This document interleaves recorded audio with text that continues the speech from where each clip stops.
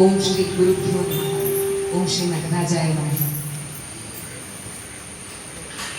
ಇವತ್ತು ಕಲಾಭಾವ 1ನೇ ಸರಣಿ ಪ್ರಾರಂಭ ಆಗ್ತಾ ಉಂಟು. ಕಲಾಸೂರ್ಯ ನೃತ್ಯಾಲಯ ನಮ್ಮದು ಇಲ್ಲಿನಂತದ್ದು ಎಲ್ಲರಿಗೂ ಗೊತ್ತಿರೋದು. ನಮ್ಮ ಮಾತೃ ಸಂಸ್ಥೆ ಪುತ್ತೂರಿನ ಶ್ರೀ ಮೂಕಾಂಬಿಕಾ ಕಲ್ಚರಲ್ ಅಕಾಡೆಮಿ ಈ ವರ್ಷ 30ನೇ ವರ್ಷವನ್ನ ಆಚರಣೆ ಮಾಡ್ಕೊಳ್ತಾ ಉಂಟು. ನಿಮ್ಮನ್ನು ಸೇರಿಸಿ ನೀವೆಲ್ಲರೂ ಆ ಸಂಸ್ಥೆಯ ಭಾಗ. ಎಲ್ಲರೂ ಈ ಒಂದು ಸಂತೋಷವನ್ನ ಎಲ್ಲ ಕಡೆ ಹಂಚಿಕೊಳ್ಬೇಕು, ಅದನ್ನ ಸಂಭ್ರಮಿಸಬೇಕು ಅಂತ ಹೇಳುವಂತಹ ಉದ್ದೇಶದಿಂದ ಮೂಕಾಂಬಿಕಾ 30ರ ಮಾರ್ಧನೆಯನ್ನ ಕಲಾಸೂರ್ಯ ನೃತ್ಯಾಲಯ ಮಂಗಳೂರು ಕಲಾಭವ ಸರಣಿ ಕಾರ್ಯಕ್ರಮದೊಂದಿಗೆ ಆಚರಿಸಲಿಕ್ಕೆ ಇಚ್ಛೆ ಪಡ್ತಾ ಇದೆ. ಅದರ ಮೊದಲನೇ ಕಾರ್ಯಕ್ರಮ ಉದ್ಘಾಟನಾ ಕಾರ್ಯಕ್ರಮವಾಗಿ ನನ್ನ ಗುರುಗಳು ಕಲಾದೀಪ ದಂಪತಿ ವಿದ್ವಾನ್ ಶ್ರೀ ಬಿ ದೀಪಕ್ ಕುಮಾರ್ ಹಾಗೂ ವಿದುಶ್ರೀ ಶ್ರೀಮತಿ ಪ್ರೀತಿ ಕಲಾ ಇವರು ನಿಮ್ಮ ಮುಂದೆ ಇವತ್ತು ಕಾರ್ಯಕ್ರಮವನ್ನು ನೀಡಲಿಕ್ಕಿದ್ದಾರೆ. ಎಲ್ಲಾ ತೊಂದರೆಗಳು ವಿಘ್ನಗಳು ದೂರವಾಗಲಿ ಅಂತ ಹೇಳಿ ದೇವರನ್ನ ಪ್ರಾರ್ಥಿಸಿದ ಕಾರ್ಯಕ್ರಮವನ್ನ ಪ್ರಾರಂಭ ಮಾಡಲಿಕ್ಕಿದ್ದೇವೆ. ಪ್ರಾರ್ಥನೆಗಾಗಿ ಕಲಾಸೂರ್ಯ ನೃತ್ಯಾಲಯದ ವಿದ್ಯಾರ್ಥಿನಿ ಕುಮಾರಿ ಶ್ರೀ. ಗಣಪತಿ ಜಗವಂದನ ಗಣನಾಯಕ ಗೌರಿ ಸುತ ಲಂಬೋದರ ಸುಂದರ ಗೌರಿ ಸುತ ಲಂಬೋದರ ಸುಂದರ ಸುರಮುನಿ ಗಣನುತ ಸನ್ನುತ ಹೇ ಸುರಮುನಿ ಗಣನುತ ಸನ್ನುತ ಹೇ ಸಕಲಾಗಮನುತ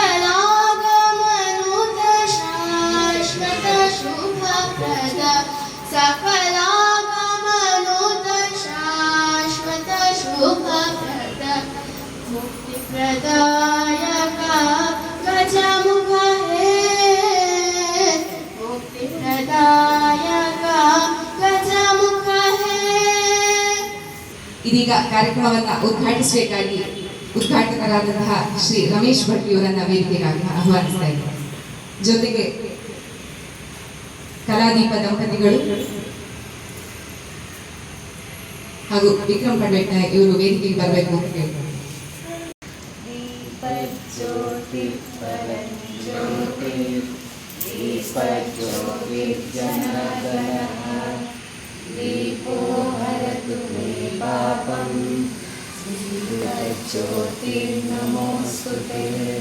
ಮುಂದೆ ಈ ಕಾರ್ಯಕ್ರಮದ ಉದ್ದೇಶ, ಅದರ ಒಟ್ಟು ಚೌಕಟ್ಟಿನ ಬಗ್ಗೆ ಪ್ರಾಸ್ತಾವಿಕವಾಗಿ ಮಾತನಾಡಲಿಕ್ಕೆ ವೇದಿಕೆಗೆ ಶ್ರೀ ವಿಕ್ರಮ್ ಪಂಡಿಟ್ ನಾಯರ್. ಈ ಕಲಾಭವ ಈ ಕಾರ್ಯಕ್ರಮ ನಮ್ಮ ಗುರುಗಳ 1 ವರ್ಷದ ಸರಣಿ ಕಾರ್ಯಕ್ರಮ ಮುಗಿದ ನಂತರವೂ ಈ ಸರಣಿಯನ್ನು ನಾವು ಮತ್ತೆ ಮುಂದುವರಿಸಿಕೊಂಡು ಹೋಗಬೇಕು ಅಂತ ಹೇಳುವ ಆಶಯವನ್ನು ಇಟ್ಕೊಂಡಿದ್ದೇವೆ. ನಿಮ್ಮೆಲ್ಲರ ಸಹಕಾರದಿಂದ ಅದು ನಿರಂತರವಾಗಿ ಮುಂದುವರೆಯಲಿ ಅಂತ ಹೇಳುವ ಆಶಯ ಕೂಡ ನಮಗಿದೆ. ಹಾಗಾದರೆ ಈಗ ಕಲಾಭವ ಈ ಹೆಸರು ಯಾಕೆ ಬಂತು? ಈ ಭವ ಅಂತ ಹೇಳುವ ಒಂದು ಶಬ್ದಕ್ಕೆ ಬಹಳ ಅರ್ಥ ಇದೆ. ಆ ಭವ ಅಂತ ಹೇಳುವಾಗಲೇ ಒಂದು ಒಳ್ಳೆಯ ಪಾಸಿಟಿವ್ ವೈಬ್ರೇಷನ್. ಭವ ಅಂತ ಹೇಳುವ ಪದಕ್ಕೆ ಒಂದು ಸರಳವಾದ ಹುಟ್ಟು ಅಂತ, ಬರ್ತ್ ಜನನ. ಏನು ಜನನ ಅಂತ ಹೇಳಿದರೆ ಎಲ್ಲರಲ್ಲೂ ಒಬ್ಬ ಕಲಾವಿದ ಹುಟ್ಟುವಂಥದ್ದು, ಅದು ಕಲಾಭವ. ಭವ ಅಂತ ಹೇಳುವ ಪದಕ್ಕೆ ಇನ್ನೊಂದು ಅರ್ಥ ಶಿವ ಅಂತ ಹೇಳಿ ಕೂಡ ಇದೆ. ಎಲ್ಲರಿಗೂ ನಿಮ್ಮ ನಿಮ್ಮ ನೃತ್ಯ ಕ್ಷೇತ್ರದಲ್ಲಿ ಶಿವನ ಅನುಗ್ರಹ ಸಿಗಲಿ ಅಂತ ಹೇಳುವ ಕಾರಣಕ್ಕೆ ಕಲಾಭವ. ಇನ್ನು ಭವ ಅಂತ ಹೇಳುವ ಅರ್ಥಕ್ಕೆ ಪದಕ್ಕೆ ಸಮೃದ್ಧಿ ಅಂತ ಹೇಳುವ ಅರ್ಥ ಇದೆ. ನಿಮ್ಮೆಲ್ಲರಲ್ಲೂ ನಿಮ್ಮ ಕಲೆ ಸಮೃದ್ಧಿ ಆಗಲಿ ಅಂತ ಹೇಳುವ ಆಶಯದೊಂದಿಗೆ ಕಲಾಭವ. ಇನ್ನು ನಿರಂತರವಾಗಿ ಅಂತ ಹೇಳುವಂಥ ಅರ್ಥ ಕೂಡ ಭವ ಶಬ್ದಕ್ಕೆ ಇದೆ. ನಿಮ್ಮ ಕಲೆ ನಿತ್ಯ ನಿರಂತರವಾಗಿರಲಿ ಅಂತ ಹೇಳುವಂಥ ಮಹದಾಶೆಯಿಂದ ಈ ಕಲಾಭವ. ಇನ್ನು ಸಮೃದ್ಧಿ, ಪ್ರಾಸ್ಪೆರಿಟಿ, ಅದು ಕೂಡ ಭವ ಅಂತ ಹೇಳುವ ಪದಕ್ಕೆ ಅರ್ಥ ಇದೆ. ಸತ್ಯ ಅಂತ ಹೇಳುವ ಅರ್ಥ ಕೂಡ ಇದೆ. ಈ ಕಲೆ ಅಂತ ಹೇಳುವಂಥದ್ದು ನಾವು ಯಾವಾಗ ಅದನ್ನು ಪ್ರೀತಿಸಿ ನಾವು ಆಸ್ವಾದಿಸಿ ನಾವು ಅದನ್ನು ಕಲಿತೇವೋ ಅದು ಸತ್ಯವೇ ಆಗ್ತದೆ. ಹಾಗಾಗಿ ಆ ಸತ್ಯಕ್ಕೋಸ್ಕರ ಈ ಕಲಾಭವ. ಹಾಗೆ ಇನ್ನೂ ಅನೇಕ ನಾನು ಇದಕ್ಕೆ ಹೆಸರುಗಳನ್ನು ಅಥವಾ ಅರ್ಥಗಳನ್ನು ಕೊಡಬಲ್ಲೆ. ಆದರೆ ಈ ಕಲಾಭವ ನಿಮ್ಮೆಲ್ಲರ ಜೀವನದಲ್ಲಿ ಒಂದು ಉನ್ನತವಾದ ಒಂದು ವೇದಿಕೆ ಆಗಲಿ, ನಿಮ್ಮೆಲ್ಲರ ಸಹಕಾರದೊಂದಿಗೆ ಈ ವೇದಿಕೆ ನಿಮ್ಮನ್ನು ಒಂದು ಅಂತಾರಾಷ್ಟ್ರೀಯ ಮಟ್ಟಗಳಿಗೆ ಕೊಂಡೋಗುವಂಥ ಒಂದು ಒಳ್ಳೆಯ ವೇದಿಕೆ ಆಗಲಿ ಅಂತ ಹೇಳುವಂಥ ಆಶಯದೊಂದಿಗೆ ಇನ್ನೊಂದು ಚಿಕ್ಕ ವಿಚಾರವನ್ನು ಪ್ರಸ್ತಾಪ ಮಾಡ್ತೇನೆ. ಇವತ್ತು ನೃತ್ಯಾಂತರಂಗ ವೇದಿಕೆ ಅದು ಸಾವಿರಾರು ಬಹುಶಃ ಅಂದ್ಕೊಂಡಿದ್ದೇನೆ. ಅಷ್ಟು ಅರ್ಜಿಗಳು ಇನ್ನೂ ಬಾಕಿ ಇದೆ. ನಮಗೆ ಪ್ರೋಗ್ರಾಮ್ ಕೊಡಿ ಅಂತ ಅಂತಾರಾಷ್ಟ್ರೀಯ ಮಟ್ಟದ ಕಲಾವಿದರು ಒಂದು ಅಲ್ಲಿ ಅರ್ಜಿ ಹಾಕಿ ಕಾದು ಕೂತಿದ್ದಾರೆ, ನಮ್ಗೆ ಯಾವಾಗ ಅವಕಾಶ ಸಿಗ್ತದೆ ಅಂತ. ಅವಕಾಶ ಕೊಡಲಿಕ್ಕೆ ಆಗ್ತಾ ಇಲ್ಲ. ವಾರಕ್ಕೊಂದು ಸರಣಿ ಮಾಡ್ತಾ ಇದ್ದು ಅವಕಾಶ ಕೊಡಲಿಕ್ಕೆ ಆಗ್ತಾ ಇಲ್ಲ. ಆ ವ್ಯಕ್ತಾಂತರಂಗ ಕೂಡ ಇಂಥದ್ದೇ ಒಂದು ವೇದಿಕೆಯಲ್ಲಿ ಇಂಥದ್ದೇ ಆಡಿಯನ್ಸ್ ಪ್ರಾರಂಭ ಆದಂತಹ ಒಂದು ಸರಣಿ ಕಾರ್ಯಕ್ರಮ. ಹಾಗಾಗಿ ಅಲ್ಲಿಂದ ಸ್ಫೂರ್ತಿಗೊಂಡ ಈ ವೇದಿಕೆ ಕೂಡ ಅಂಥದ್ದೇ ಅಂತಾರಾಷ್ಟ್ರೀಯ ಮಟ್ಟಕ್ಕೆ ಬೆಳೆಯುವಂತೆ ಮಾಡುವಂಥ ನಮ್ಮ ಮಕ್ಕಳು ಬೆಳೆಯುವಾಗೆ ಮಾಡಲಿ ಅಂತ ಹೇಳುವಂಥ ಆಶಯದೊಂದಿಗೆ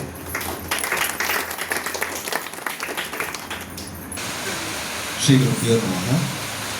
ಇವತ್ತು ನಾವು ಕಲಾದೀಪವಾಗಿ ನಿಮ್ಮ ಮುಂದೆ ನಮ್ಮನ್ನು ನಾವು ಇವತ್ತು ಏನಿದ್ರು ಸಹ ನಮ್ಮ ಉದ್ದೇಶ ಅಂತಂದರೆ ನೃತ್ಯವನ್ನು ನೋಡಲಿಕ್ಕೆ ಯಾರಿಗೂ ಅರ್ಥ ಆಗೋದಿಲ್ಲ. ಎಲ್ಲರೂ ಹೇಳ್ತಾರೆ, ನಿಮಗೆಲ್ಲ ಗೊತ್ತಿದೆ, ಭರತನಾಟ್ಯ ಕಾರ್ಯಕ್ರಮ ಹೋದರೆ ಏನು ಅರ್ಥ ಆಗೋದಿಲ್ಲ. ಅದೇನೊಂದಷ್ಟು ಕೈ ಚಲನೆ ಮಾಡ್ತಾರೆ, ಕಾಲು ಚಲನೆ ಮಾಡ್ತಾರೆ. ಮತ್ತು ಸಾಮಾನ್ಯವಾಗಿ ನಿಮಗೆಲ್ಲ ಗೊತ್ತಿದೆ, ಭರತನಾಟ್ಯ ಹೋದಾಗ ಡ್ರೆಸ್ ತುಂಬ ಚೆಂದ ಇತ್ತು, ಮೇಕಪ್ ತುಂಬ ಚೆಂದ ಇತ್ತು, ಡ್ಯಾನ್ಸ್ ಏನು ಮಾಡಿದ್ರು ಏನೊಂದು ಮಾಡಿದ್ರು ಅರ್ಥ ಆಗಲಿಲ್ಲ, ಆದರೆ ಚೆಂದ ಡ್ಯಾನ್ಸ್ ಇತ್ತು ಅಂತ. ಇದೊಂದು ಸಾಧಾರಣವಾಗಿರುವಂತಹ ಎಲ್ಲರಿಗಿರುವಂತಹ ಒಂದು ಅಭಿಪ್ರಾಯ. ಹಾಗಾದರೆ ಬರೀ ಅರ್ಥ ಮಾಡಿಕೊಳ್ಳೋದೇ ಇಷ್ಟೊಂದು ಇಷ್ಟಪಡಲಿಕ್ಕೆ ಸಾಧ್ಯ ಉಂಟು ಅಂತಂದರೆ, ಅರ್ಥ ಮಾಡಿಕೊಂಡ್ರೆ ಎಷ್ಟು ನಮಗೆ ಅದು ಆಪ್ಯಾಯಮಾನವಾಗ್ತದೆ.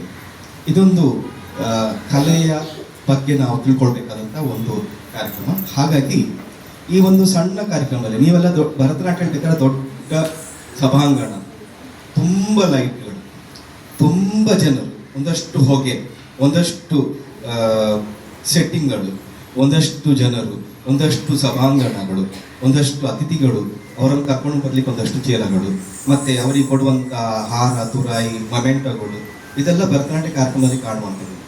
ಆದರೆ ಕೊನೆಗೆ ಭರತನಾಟ್ಯ ಏನುಂಟು, ಎಲ್ಲ ಚೆಂದ ಇತ್ತು, ಭರತನಾಟ್ಯ ಅರ್ಥ ಆಗಲಿಲ್ಲ ಅಂತ.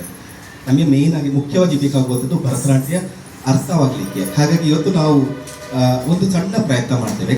ಇವತ್ತು ಪ್ರಾರಂಭದಲ್ಲಿ ಪುಷ್ಪ ಅಂದರೆ ಗೊತ್ತಿದೆಯಲ್ಲ, ಹೂಗಳನ್ನು ನಟರಾಜ ದೇವರಿಗೆ ಅರ್ಪಿಸಿ ನಂತರ ಇವತ್ತಿನ ಕಾರ್ಯಕ್ರಮ ನಿರ್ವಿಘ್ನವಾಗಿ ನೆರವೇರಲಿ ಅಂತ ನಾವು ಗಣಪತಿಯಲ್ಲಿ ಪ್ರಾರ್ಥಿಸ್ತೇವೆ.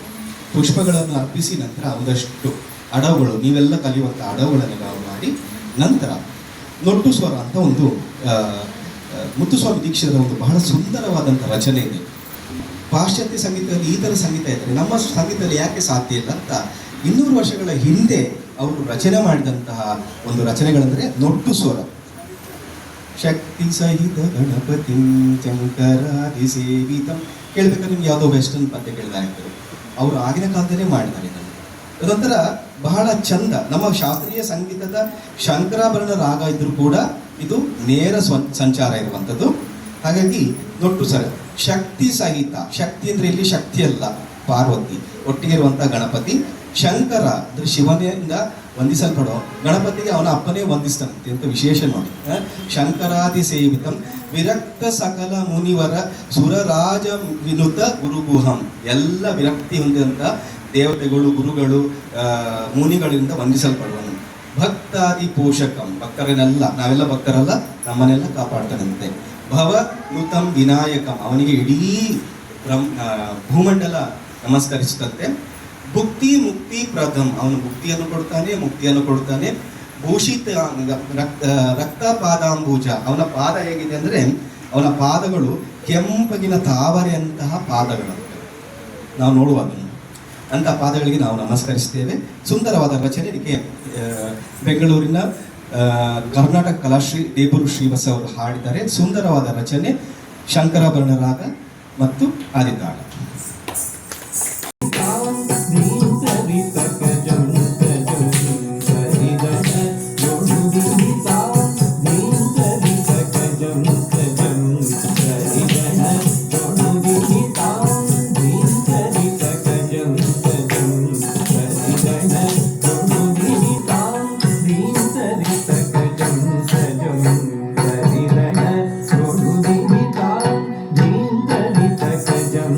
Jam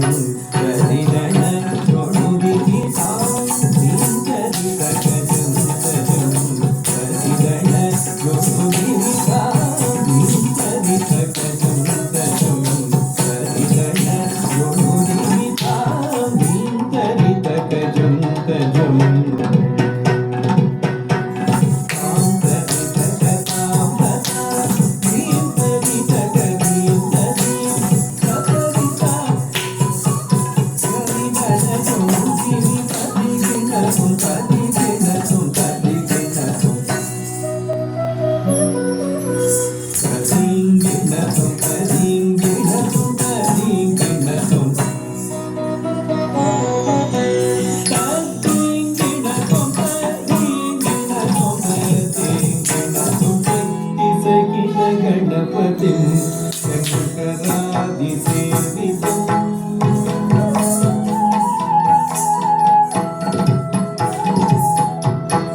ಶಕ್ತಿ ಸಹಿತ ಗಣಪತಿ ಶಂಕರಾದಿ ಸೇವಿತ ವಿರಕ್ತ ಸಕಲ ಮುನಿವರ ಸುರರಾಜ ವಿನುತ ಗುರುಗುಣಂ ಪೋಷಕಂ ಅವನುತಂ ವಿನಾಯಕಂ ಮುಕ್ತಿ ಪ್ರದಂ ಭೂಷಿತಂ ರಕ್ತಪದಮುಜಂ ಭವಯಮೇ ಶಕ್ತಿ ಸಹಿತ ಗಣಪತಿ ಸಹಿತ ಗಣಪತಿ ರಕ್ತಪದಮುಜಂ ಭವಯಮೇ.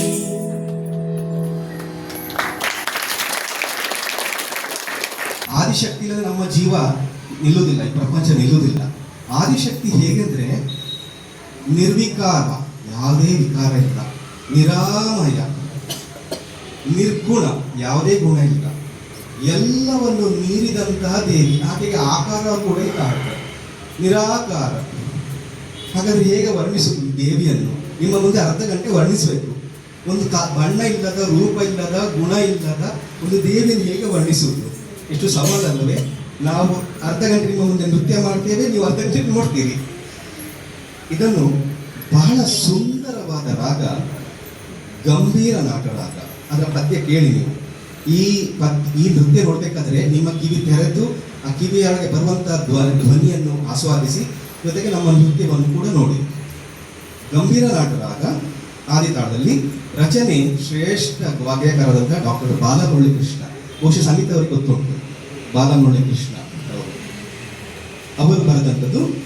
ಅಮ್ಮ, ಆ ದೇವಿಯನ್ನು ನಾವು ಅಮ್ಮ ಅಂತ ಕರ್ತೇವೆ. ಆನಂದದಾಯಿನಿ, ಅಕಾರ ಉಕಾರ ಮಕಾರ ರೂಪಿಣಿ. ಅಮ್ಮ ನೀನು ಯಾವ ಸ್ವರೂಪ? ನಾವು ಹೇಳ್ತೇವೆ ಆಕೆ ಪ್ರಣವ ಸ್ವರೂಪ. ಪ್ರಣವ ಅಂದರೆ ಓಂಕಾರ. ಓಂಕಾರದಲ್ಲಿ 3 ಅಕ್ಷರಗಳಿವೆ, ಗೊತ್ತಿದೆಯಾ? ಆ ಉ ಮ. ಅಕಾರ ಉಕಾರ ಮಕಾರ ರೂಪಿಣಿ. ಇದರಲ್ಲಿ ಈ 3 ಅಕ್ಷರಗಳ ಸಂಕೇತವನ್ನು ನಾವು ಪ್ರಯತ್ನ ಮಾಡ್ತಿದ್ದೇವೆ. ಸೃಷ್ಟಿ, ಸ್ಥಿತಿ, ಲಯ. ಅಕಾರ ಉಕಾರ ಮಕಾರ. ಮತ್ತೆ ನಮ್ಮಲ್ಲಿ ಮೂಲ ವೇದಗಳು 3 ಇದೆ, 4 ವೇದಗಳಿವೆ. ಅಂದರೆ ಮೂಲವಾಗಿ ಋಗ್ವೇದ, ಯಜುರ್ವೇದ, ಸಾಮವೇದ, ನಂತರ ಹುಟ್ಟಿ ಬಂದದ್ದು ಅಥರ್ವಣ, ಅದರೊಳಗೆ.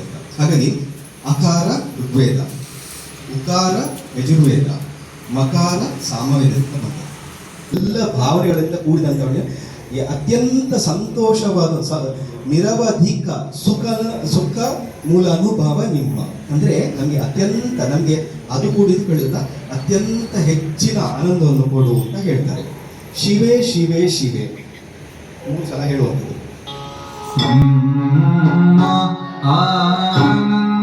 ಆನಂದದಾಯಿನಿ ಉಕಾರ ಮಕಾರ ರೂಪಿಣಿ ಆನಂದದಾಯಿನಿ ಅಕಾರ ಉಕಾರ ಮಕಾರ ರೂಪಿಣಿ ಆನಂದದಾಯಿನಿ ಅಕಾರ ಉಕಾರ ಮಕಾರ ರೂಪಿಣಿ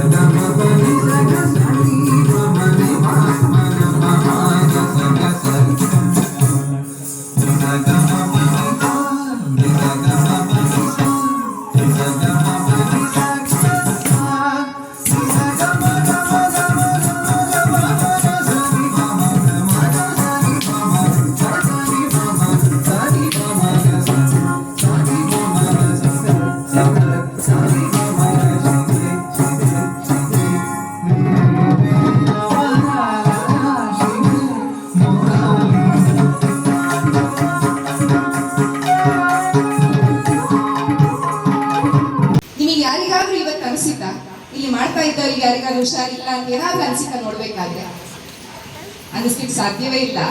ದೀಪಕ್ ಸರ್ ನಿಮ್ಮ ಮುಂದೆ ಪ್ರಸ್ತುತ ಅಂದ್ರೆ ವರ್ಣವನ್ನ ನಿಮ್ಮ ಮುಂದೆ ಮಾಡಿ ತೋರಿಸ್ತಾ ಇದ್ದಾರೆ. ಅವ್ರು ಇವತ್ತು ಫುಲ್ ಜ್ವರದಲ್ಲೇ ಇದ್ದಾರೆ, ನಿನ್ನೆಯಿಂದ ಜ್ವರದಲ್ಲೇ ಇದ್ದಾರೆ. ನಿನ್ನೆ ಅವರ ಅಲ್ಲಿ ಮೂಕಾಂಬಿಕಾ ಕಲ್ಚರಲ್ ಅಕಾಡೆಮಿಯಲ್ಲಿ ನೃತ್ಯಾತ್ಮಕ ಕಾರ್ಯಕ್ರಮ ಇತ್ತು, ಅದು ಮುಗಿದ ಮೇಲೆ ಮತ್ತೆ ಪುನಃ ಇವತ್ತಿನ ಪ್ರೋಗ್ರಾಮಿಂಗ್ ಅಂತ ಹೇಳಿ ತಯಾರಿ ಮಾಡಿದ್ದಾರೆ.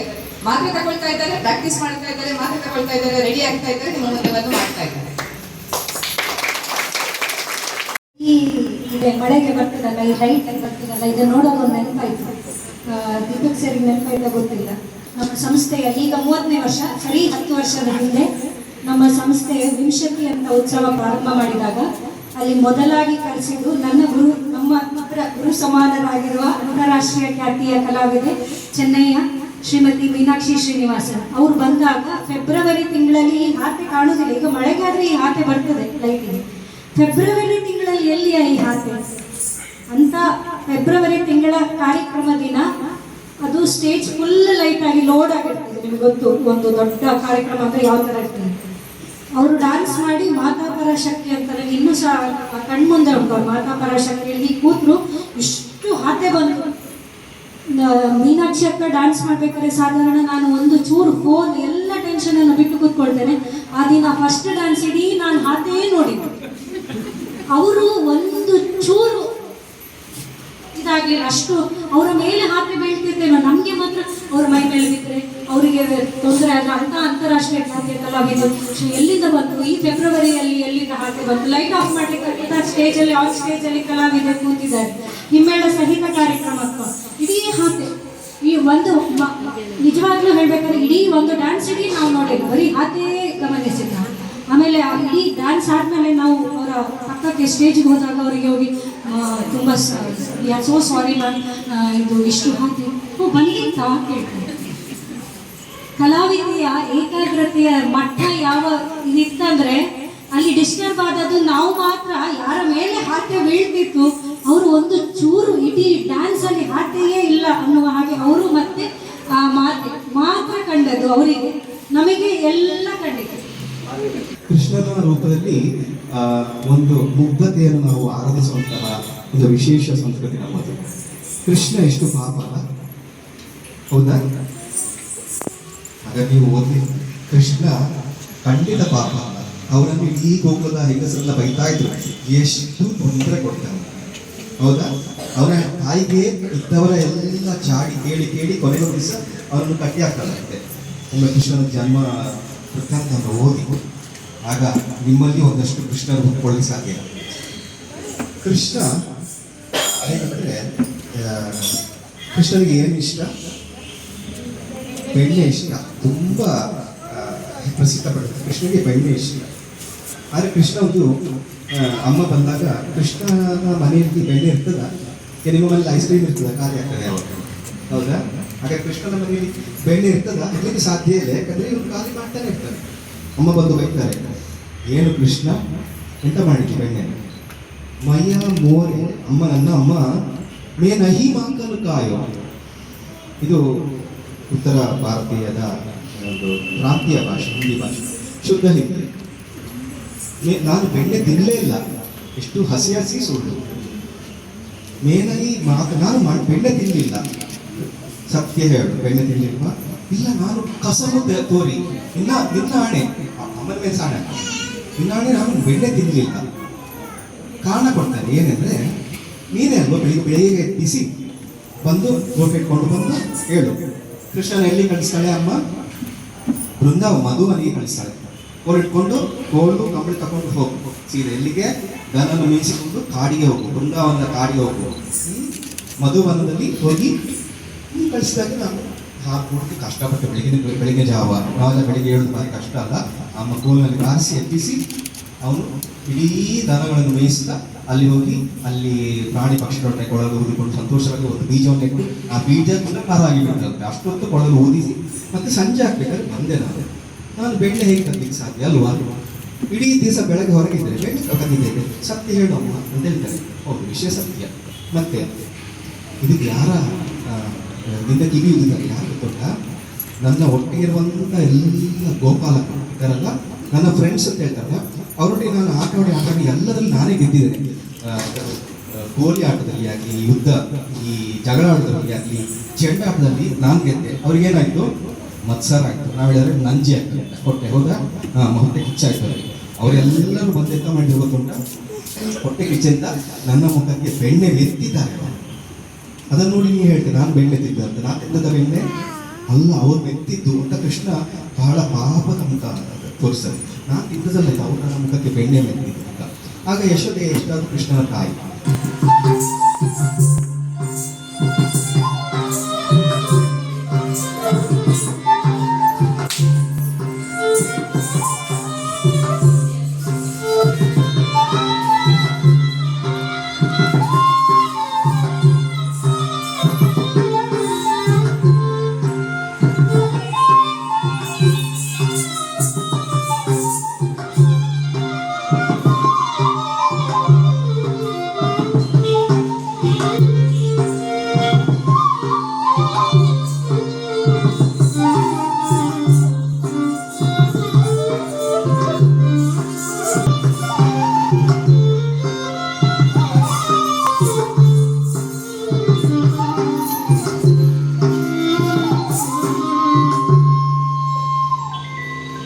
मैया मोरी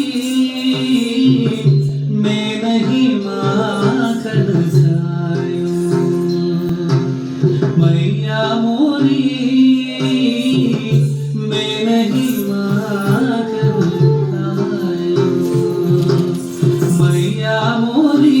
कसम तोरी मैं नहीं माखन खायो। मैया मोरी कसम तोरी मैं नहीं माखन खायो। भोर भयो गैयन के पाछे मधुबन मोहे बढ़ायो। मधुबन मोहे बढ़ायो।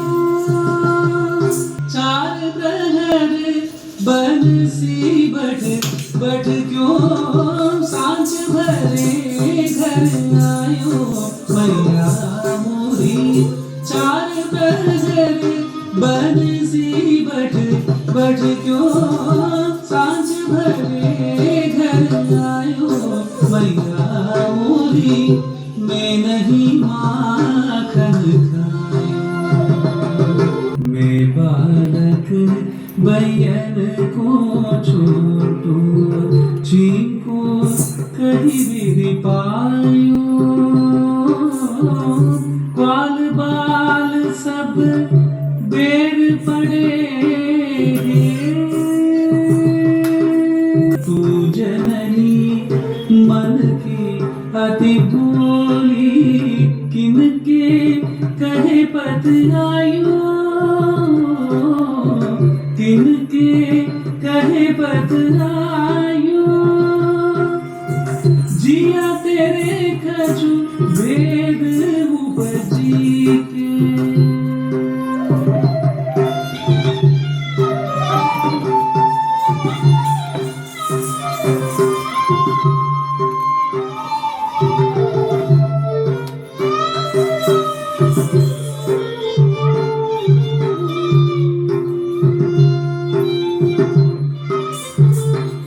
मैया मोरी कसम तोरी मैं नहीं माखन खायो। ये ने अपनी लकुटी कमरिया। ये ने अपनी लकुटी कमरिया बहुत ही नाच नचायो। मैया मोरी मैं नहीं माखन खायो। मैया मोरी ते नहीं माखन खायो। मैया मोरी ते नहीं माखन खायो।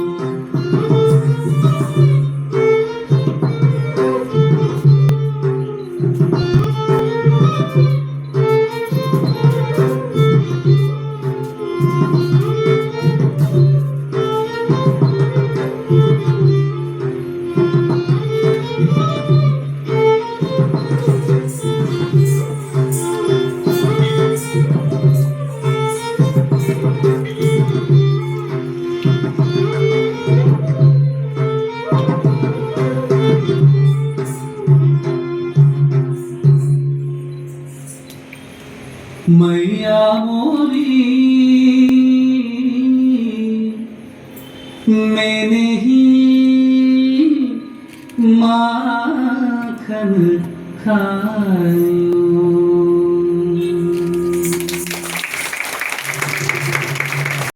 मूर्तियम्मा श्री सुरभ्यम्मा वंदे भगवती भारत माता।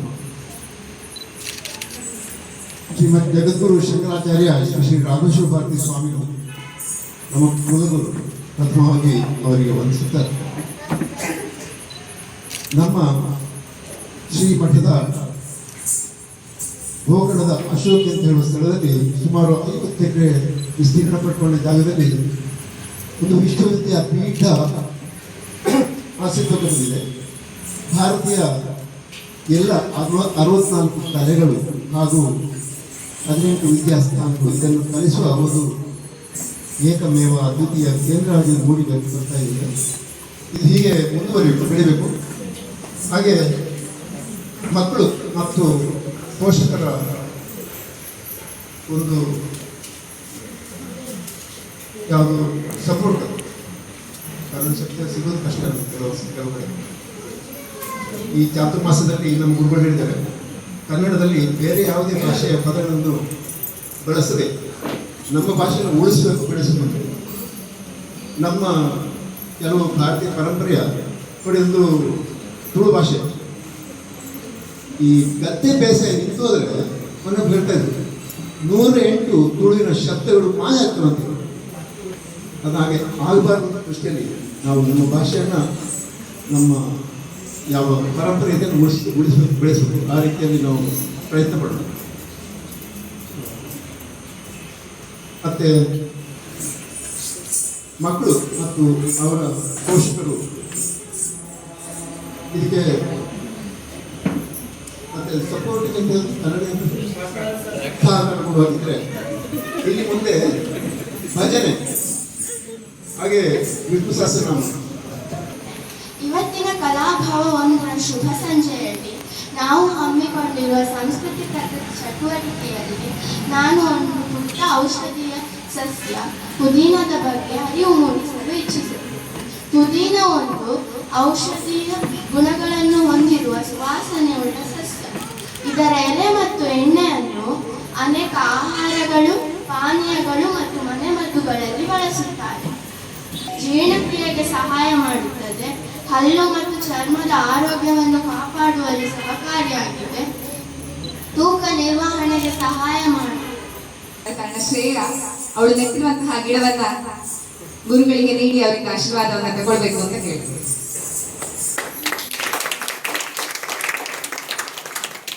ನಾವು ಮಾತನಾಡ್ತಿರ್ಬೇಕಾದ್ರೆ ಸರ್ ಹೇಳ್ತಾ ಇದ್ರು, ಕೆಲವೆಲ್ಲ ಕರಕುಶಲ ಕೆಲಸಗಳು ಮೊದಲೆಲ್ಲ ಇತ್ತು, ಆದ್ರೆ ಈಗ ನಮಗೆ ನೋಡ್ಲಿಕ್ಕೂ ಸಿಗುದಿಲ್ಲ. ನಾವೇ ನೋಡಿರುವಂತದ್ದು ಕಡಿಮೆ, ನಮ್ಮ ಮುಂದಿನ ಪೀಳಿಗೆ ಅಂದ್ರೆ ನಮ್ಮ ಮಕ್ಕಳನ್ನು ನೋಡುವಂತದ್ದು ಸಾಧ್ಯವೇ ಇಲ್ಲ, ಕೇಳಲಿಕ್ಕೂ ಸಿಗುದಿಲ್ಲ ಕೆಲವೆಲ್ಲ ವಿಷಯಗಳು. ಇದೇ ರೀತಿ ನಮ್ಮ ಕಲಾಸೂರ್ಯದ ವಿದ್ಯಾರ್ಥಿನಿಯರಿಬ್ರು ಅಮೃತ ಮತ್ತೆ ಅನ್ವಿತಾ ಅಂತ ಹೇಳೋರು ಸ್ವಲ್ಪ ದಿನಗಳ ಹಿಂದೆ ನನಗೊಂದು ವಸ್ತುವನ್ನ ತಂದು ಕೊಟ್ರು. ಅವರ ಮನೆಯಲ್ಲಿ ಬಹುಶಃ ಅವರ ಅಜ್ಜಿ ಅಂತ ಅನಿಸ್ತದೆ, ಅವರು ತಯಾರು ಮಾಡಿರುವಂಥದ್ದು ಸ್ವತಃ ಅವರ ಕೈಯಾರೆ ಮಣ್ಣಿನಲ್ಲಿ ತಯಾರಿಸಿರುವಂತಹ 2 ಗೊಂಬೆಗಳನ್ನ ತಂದುಕೊಟ್ರು. ಅದು ಕೈಯಾರೆ ಮಾಡಿರುವಂಥದ್ದು, ಯಾವುದೇ ಮೆಷಿನ್ ಅನ್ನ ಬಳಸಲಿಲ್ಲ. ಆ ಮಣ್ಣನ್ನ ತಕೊಂಡು ಬರುವಲ್ಲಿಂದ ಹಿಡಿದು ಯಾವ ಮಣ್ಣನ್ನ ತಗೊಳ್ಬೇಕು, ಹೇಗೆ ಮಾಡಬೇಕು, ಅದನ್ನ ನೋಡ್ಬೇಕಾದ್ರೆ ನನಗೆ ಮೊದಲನೇ ಚಿತ್ರಣ ಬಂದದ್ದು ದೀಪಕ್ ಸರ್ ಮತ್ತೆ ರಮೇಶ್ ಅಣ್ಣ. ಯಾಕೆ ಅಂತ ಹೇಳಿದ್ರೆ ಅಂತಹ ವಸ್ತುಗಳು ದೀಪಕ್ ಸರ್ಗೆ ತುಂಬಾ ಇಷ್ಟ. ರಮೇಶ್ ಅಣ್ಣಂದು ಯಾಕೆ ನೆನಪಾಯ್ತು ಅಂತ ಹೇಳಿದ್ರೆ ಅವ್ರು ಕೊಟ್ಟಿರುವಂತಹ 2 ಗೊಂಬೆಗಳು ದನ ಅಂತ ಹೇಳಿದ್ರೆ ರಮೇಶ್ ಅಣ್ಣನಿಗೆ ತುಂಬಾ ಇಷ್ಟ. ತೋರಿಸಿ ಬಿಡ್ತೇನೆ.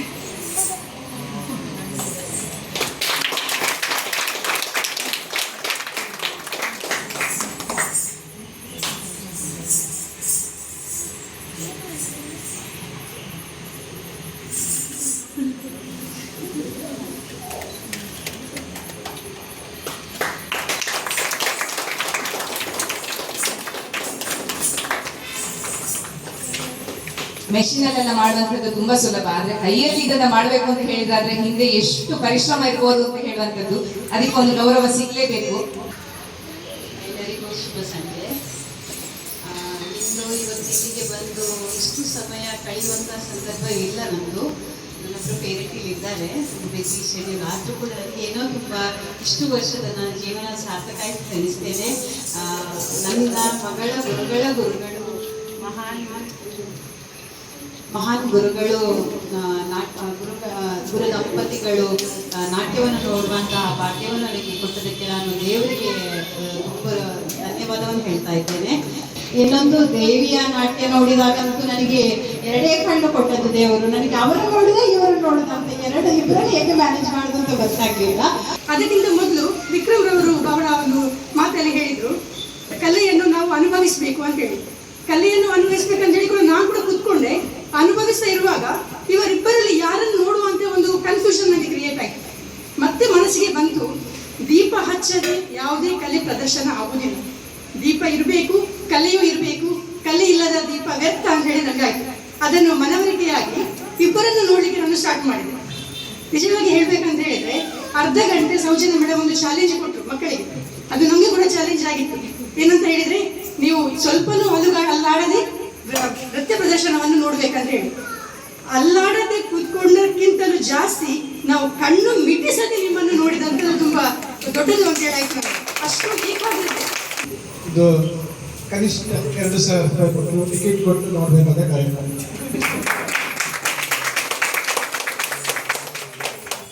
ಒಂದೇ ಮಾತಲ್ಲಿ ಹೇಳಿದ್ದೇನೆ, ಯಾಕಂದರೆ ಇಲ್ಲಿ ಅವರು ಮಾಡಿದ ಪ್ರತಿಯೊಂದು ಕಾರ್ಯಕ್ರಮ ಅದರದ್ದು ತಿರುಳನ್ನು ನನಗೆ ಮತ್ತೆ ಹೇಳಿದ್ದಾರೆ. ಅದು ಕಾರ್ಯಕ್ರಮದ ಇಂಗ್ಲೀಷ್ ಶಬ್ದ ಬೇಡ ಅಂತ ಹೇಳಿದ್ದಾರೆ, ತಿರುಳನ್ನೇ ಹೇಳಿದ್ದಾರೆ. ಅದು ಏನು ಅಂತ ಅದನ್ನು ಪ್ರತ್ಯಕ್ಷವಾಗಿ ತೋರಿಸಿದಲ್ಲಿ ನಮ್ಮನ್ನು ಸಮೇತ ಅವ್ರಿಗೆ ಡ್ಯಾನ್ಸಿನ ಒಂದು ಒಳಗೆ ಕರ್ಕೊಂಡು ಹೋಗಿದ್ದಾರೆ. ಒಳಗೆ ನಮ್ಮನ್ನು ಒಳಗೆ ಅವರು ಏನು ಹೇಳಿದ್ದಾರೆ, ಶಿವ ಪಾರ್ವತಿ, ಅಲ್ಲಿ ದೀಪಕ್ ಶಿವನೇ, ಇವಳು ರೀತಿ ಪಾರ್ವತಿ ಆಗಿದ್ದಾರೆ. ಹೆಸರಾಂತ ಮೃದಂಗ ಕಲಾವಿದರು ಮನೋಹರಣ್ಣ, ಮಕ್ಕಳಿಗೆ ಗೊತ್ತಿರ್ಬೋದು, ಅವರ ಮೊದಲ ಕಾರ್ಯಕ್ರಮದಲ್ಲಿ ಮೃದಂಗವನ್ನು ನುಡಿಸಿರುವಂತಹ ಕಲಾವಿದರು. ಜ್ವರ ಬರಲಿಲ್ಲ ನಿಮಗೆ? ಅದು ಕಲೆಗೆ ಜ್ವರಕ್ಕೆ ದೇವರೇ ಮದ್ದು ಕೊಡುವುದು ಕಲೆ ಅಂತ. ಆ ಒಂದು ಗಳಿಗೆಯಲ್ಲಿ ಜ್ವರ ಇನ್ನು ಅದು ಪುನಃ ರಾತ್ರಿ ಬರ್ಬೋದು ಅಷ್ಟೇ. ಅದು ಅದೇಗಂದ್ರೆ ಅದು ಶಕ್ತಿ ಹೇಳಿದ್ರ, ನಾವು ಪೂಜೆ ಬೇರೆ ಮಾಡಬೇಕಾಗ್ತಿಲ್ಲ, ದೇವರನ್ನು ವೇದಿಕೆಯಲ್ಲಿ ಇದನ್ನು ಪೂಜೆ ಮಾಡುವಂಥದ್ದು. ಈಗ ಕೊನೆಯ ಮಂಗಳದೊಂದಿಗೆ ಕಾರ್ಯಕ್ರಮ ಮುಕ್ತಾಯ ಆಗ್ತದೆ. ಮುಂದೆ ರಕ್ಷಾಬಂಧನದ ಕಾರ್ಯಕ್ರಮದಲ್ಲೂ ನೀವೆಲ್ಲರೂ ಸಹಕರಿಸಬೇಕು ಅಂತ ಹೇಳಿ ಕೇಳ್ಕೊಳ್ತಾರೆ.